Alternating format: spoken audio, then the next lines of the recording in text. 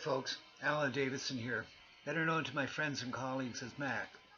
Some of you may have already seen the interview I did with Ron Furlong at the Chamber of Commerce on Sunday. It's been downloaded on YouTube, and in addition to being downloaded on YouTube, it's going to be aired on CFTA 107.9 this evening. This is Tuesday evening, just after the 5 o'clock news, and it'll be aired again on Thursday evening, same time, just after the 5 p.m. news. Anyway, the reason I wanted to make this video is to address the fact that, unfortunately, on Saturday evening, the public meeting had to be canceled due to some issues at the Chamber of Commerce, the building itself. And as a result, the public didn't get to attend and ask some of those questions that might have come from the floor. And that's what I call the elephant in the room.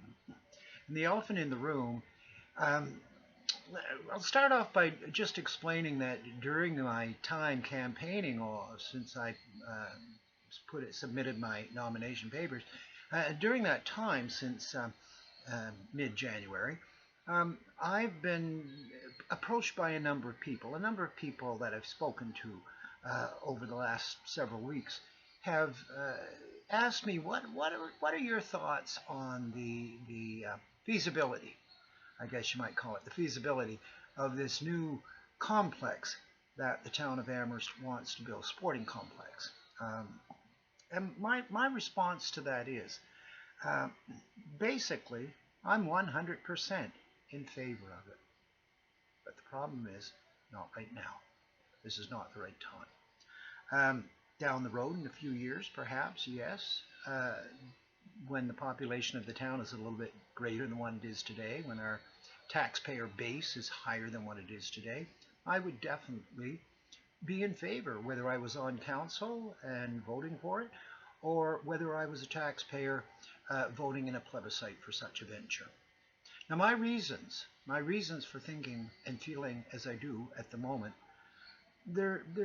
it's my concern for the taxpayers in this town, not just homeowners, but also our business owners who pay a much higher rate of tax than I do as a homeowner. We have to remember that here in Nova Scotia, Cumberland County has the lowest annual salary of any county in the province, $29,000. On top of that, we have the third highest level of poverty here in Cumberland County. In addition, we are an aging population in Cumberland County, and as a result, we have the third lowest birth rate. So, yeah, it says a lot. It says a lot. My concerns are that there are other areas of infrastructure in the town of Amherst that need the attention right now. And as your candidate for election to the vacant seat on Amherst Town Council, these are some of the things that are part of my platform for election to Amherst Town Council. Like I said, I'm 100% in favor of a new sports complex, but not right now. Parts of my platform, you'll have to excuse me, I do need to put my glasses back on. There we go, so I can see where I'm at now. In my platform, which is also listed on my candidate page on Facebook, it's candidate for Amherst Town Council, and then in brackets, Max, spelled M-A-X, as I've said before. These were a few of the points. I have 5 points in my platform that I will make every effort to fulfill during my term in office when I'm elected, following the election. And the first is to promote full transparency wherever and whenever possible within the constraints of present town policies and procedures. I don't, as a councillor, make those policies. I don't make those procedures. I'm just one of that team that does. Secondly, to promote fiscal responsibility and accountability in all matters and developments which might affect ratepayers. And that would include such things as the building of a new recreation center, sports center here in the town of Amherst. Third is promote and ensure the ongoing safety for all citizens through continued community interactions and engagements with members of our police force and our fire department. Probably the most important aspect of any council is the safety of its citizens through the efforts of our police force and our fire department. Next is to promote and ensure the ongoing work on the critical infrastructure of the town is maintained, along with future needed infrastructure projects. Like I said a bit earlier, there are other areas of infrastructure here in the town of Amherst which probably could be dealt with now, sooner than later, and down the road when we have that tax base, either 3, 4, 5 years from now. Yes, definitely move ahead with it. And finally, to promote and encourage and ensure tax ratepayers have a valid say on issues which would affect either their provincial property assessment rates, which have gone up this year, in some cases quite drastically, and also local taxpayer rates through public engagement and plebiscite as may be required.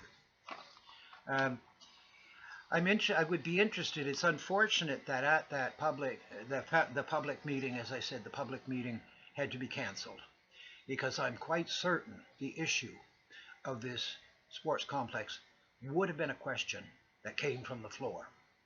It wasn't something that was in any of the 10 questions that we as candidates were in receipt of the night before the scheduled meeting. That wasn't in there, but I know that I'm quite certain there would have been somebody in the audience who would have asked the question, what are the candidates' feelings on this new complex? And as one of your candidates, I've now given you my thoughts and feelings on the matter, on the subject, and I would be interested to hear what the other 3 candidates have to say, because in their interviews, I watched all 3 of the other candidates. Obviously, they probably did the same. I watched their interviews, and none of them, including myself, touched the elephant in the the elephant in the room. So, like I say, I will be interested to hear what other candidates have to say. I'll also be interested to hear what the citizens of Amherst have to say on this matter.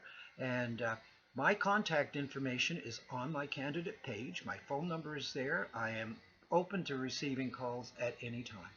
Anyway, again, I wish my fellow candidates, all the best in the coming election. And again, I want to thank Ron Furlong at the Chamber of Commerce for hosting those interviews. Wasn't the best situation, but at least we had managed to get through the worst part of the cold weather. And I want to thank CFTA 107.9 for airing our interviews this evening, Tuesday evening, just after 5 o'clock, and again on Thursday, just after 5 o'clock.